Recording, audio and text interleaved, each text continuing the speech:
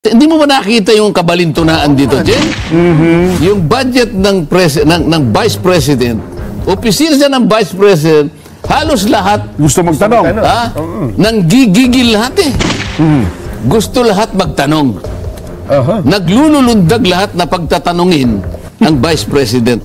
Pero yung kabuuan ng budget, nandun na sa plenary debates, ayaw na kami pagtanungin. Hindi ba kayo nakakahalata niyan?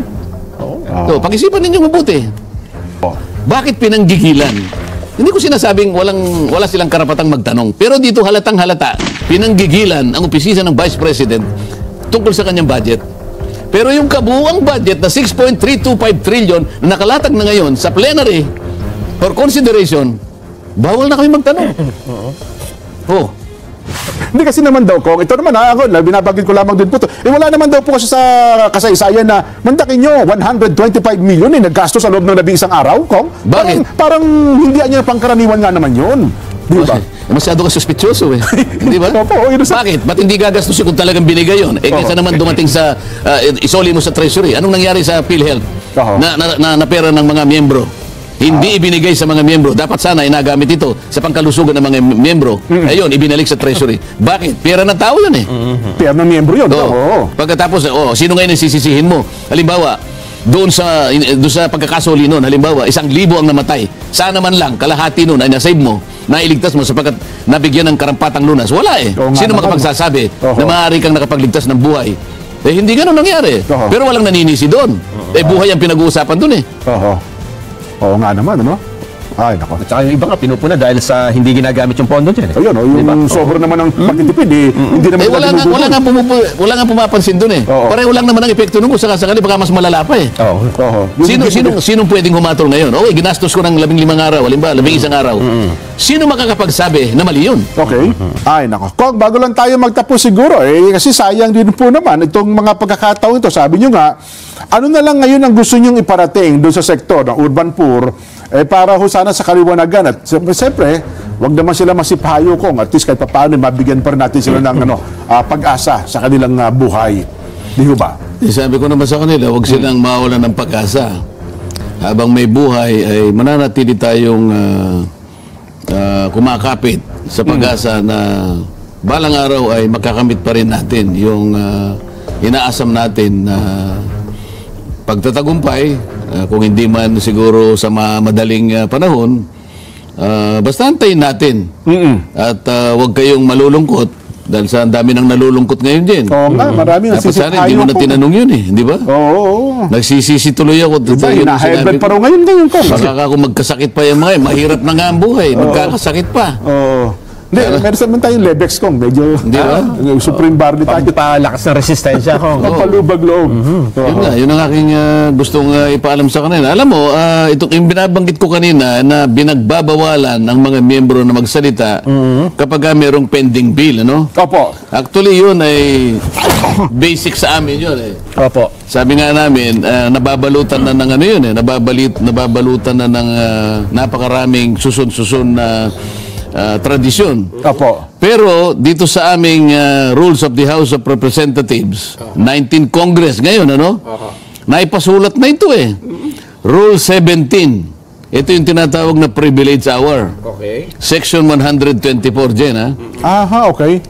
Pinahanap ko eh, kasi alam ko ito, nabaano ko eh. Paragraph 5, nakalagay, members shall not avail of the privilege hour to speak on concerns that are principally and directly related to the subject matter of measures already pending in any committee or in plenary session.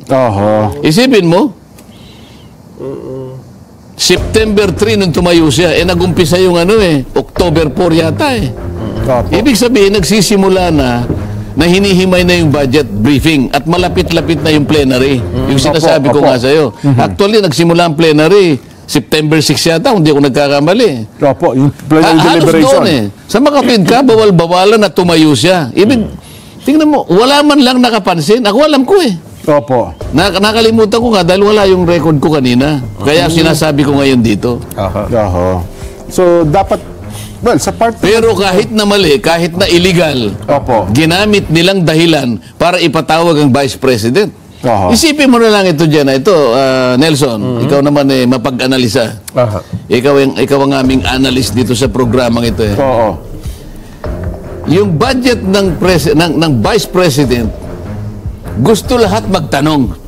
Aha. Naglululundag lahat na pagtatanungin ang Vice President Opo. doon sa kanyang budget.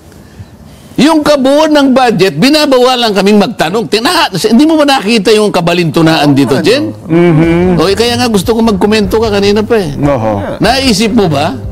Saan nakabatay ang katwiran dito? Opisina ng Vice President, halos lahat, Gusto magtanong. nanggigigil lahat eh. Na magtanong lahat. Pero yung kabuuan ng budget, nandun na sa plenary debates, ayaw na kami pagtanungin. Ba? Hindi ba kayo nakakahalata niyan? Oo. So, pag-isipan ninyo mabuti. Tatango-tango yung cameraman natin. Mukhang naintindihan niya. Nag-iisip din po kayo mabuti kung Ha? Nag-iisip din po kami mabuti. Nakakalimutan nyo kasing isipin.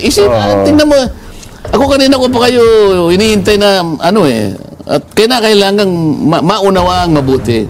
Opo. Bakit pinanggigilan? Hindi ko sinasabing wala silang karapatang magtanong. Pero dito halatang halata, pinanggigilan ang opisina ng Vice President tungkol sa kanyang budget.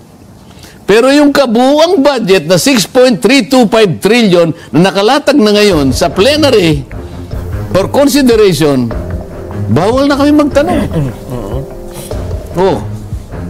Anong masasabi mo, Mr. Analyst? Nakakalungkot ka.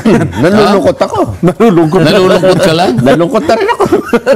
Ay, ang atin ng resulta ko. Ito na, resulta. Resulta ka na ba? Opo, wala na oras. Nalungkot lang si Nelson? Yun lang ba yung observation? Nalungkot? Your Honor, tapos Hindi na ba po. umapoy ang damdamin mo? Ayun nga. Sa kaloob-looban mo, hindi ka ba hindi ka ba natulala sandali? Natigalgal ka.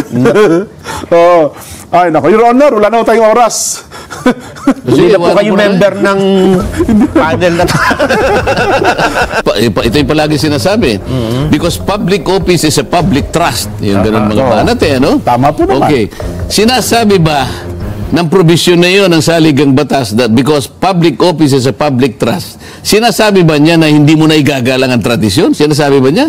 Mukhang wala naman. O you ganun can binabanggit. harmonize. Opo. You can harmonize that provision with the existing rules of the House. Most of it are unwritten rules. Oho. Nakasama na yung tradition, precedent, and experience over the years.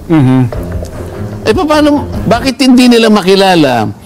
Hindi naman sa sinasabing hindi accountable. Ang sinasabi lang natin, merong paggalang, merong pagtitiwala, ibigay mo yun doon sa pinakadalawang mataas na posisyon ng ating pamahalaan. Kapag wala na yung respeto, paano ba yung sinasabi mong public trust? Ikaw hindi ka marunong mag-rumispeto eh. Di ba? Bago mo invoke yung public trust, public office is a public trust, tingnan mo sa sarili mo if you are competent enough to exercise that trust. Hindi, ayaw mong igalang eh. Sana kung hindi siya nagpaliwanag, sana kung hindi siya nag-present. Hindi nag-present siya. Pagkatapos nung sinabi niya, I forgo. I forgo. Hindi ko na po gagamitin ang opportunity ko na ipagtanggol yung budget ng opisina ng Vice President sa taong 2025 sa magitan ng tanong at sagot. Kung hindi, ay iniiwan ko na po sa inyong pagdesisyon kung ano po ang kahihinat na ng proposal na ito sa inyo. Ayun. Yun ba'y kabastusan? Well, mukhang ang tingin po Ang nagsalita is a Vice President. Oho. O ngayon, sasabihin mo ngayon, hindi, kailangan ka namin tanongin. Bakit noon hindi nyo ginawa ito sa iba? Yun ang katapat na tanong dun eh. Ba't ngayon lang kayo naglululundag? Ayun ang ayaw nila eh. Dapat noon, naglulundag din kayo. Para sa ganon, parehas lang. Eh, ang kaso, sa tagal ko nga dito, sabi ko sa inyo, 2004 to 2023, wala akong nakitang naglulundag. Ngayon lang, 2024, dito ko nakita. Opo. Hindi kasi naman daw, Kong, ito naman ako, binabagin ko lamang din po to. Wala naman daw po kasi sa kasaysayan na mandakin nyo, 125 million naggasto sa loob ng 11 araw, Kong. Bakit? Parang hindi niya pangkaraniwan nga naman yun. Di ba? masyado ka suspityoso eh. Hindi ba? Opo, yun sa... Bakit? Ba't hindi gagastusin kung talagang binigay yun? Eh, kaysa naman dumating sa, isoli mo sa treasury. Anong nangyari sa PhilHealth? Na pera ng mga miyembro? Hindi ibinigay sa mga miyembro. Dapat sana ay nagamit ito sa pangkalusugan ng mga miyembro. Ayun, ibinalik sa treasury. Bakit? Pera ng tao yun eh. Pera ng miyembro yun. Oo. Pagkatapos, sino ngayon ang sisisihin mo? Halimbawa, doon sa pagkakasoli noon, halimbawa, 1,000 ang namatay. Sana man lang, kalahati noon ay nasave mo, nailigtas mo sapagkat nabigyan ng karampatang lunas. Wala eh. Sino makapagsasabi na maaari kang nakapagligtas ng buhay? Eh, hindi ganun nangyari. Pero walang naninisi doon. Eh, buhay ang pinag-uusapan doon eh. Oo nga naman, ano? Ay, nako. At saka yung iba nga, pinupuna dahil sa hindi ginagamit yung pondo dyan. Ayun, yung sobra naman ng pagtitipid, hindi naman wala nga pumapansin doon eh. Pareho lang naman ang epekto nun kung sakasakali baka mas malala pa eh. Sinong pwedeng humatol ngayon? Ginastos ko ng 15 araw, halimbawa, 11 araw. Sino makakapagsabi na mali yun? Sasagot pa lang ako binabanatan nyo na. Kung sasagot ako sa inyo, sabi kanina nung COA, dahil po sa kakulangan ng mga ibang supporting documents, yung iba po naman na hindi naging compliant to sa mga ibang requirements na kinakailangan po, kaya po nagkaroon po ng notice of disallowance.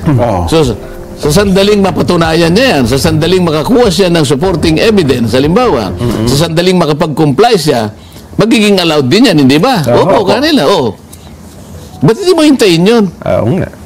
Paano nga pala kung lumabas ang pagkakataon after 6 months, sinabi ng COA, allowed pala, tama pala yung report, yung disallowance pala ay... Tatayo daw yung nag-privilege list para sabihin niya, I'm sorry, Madam Vice President. Pero, yung paggalang, hindi mo na binigay, di ba? Tumira ka na kagad.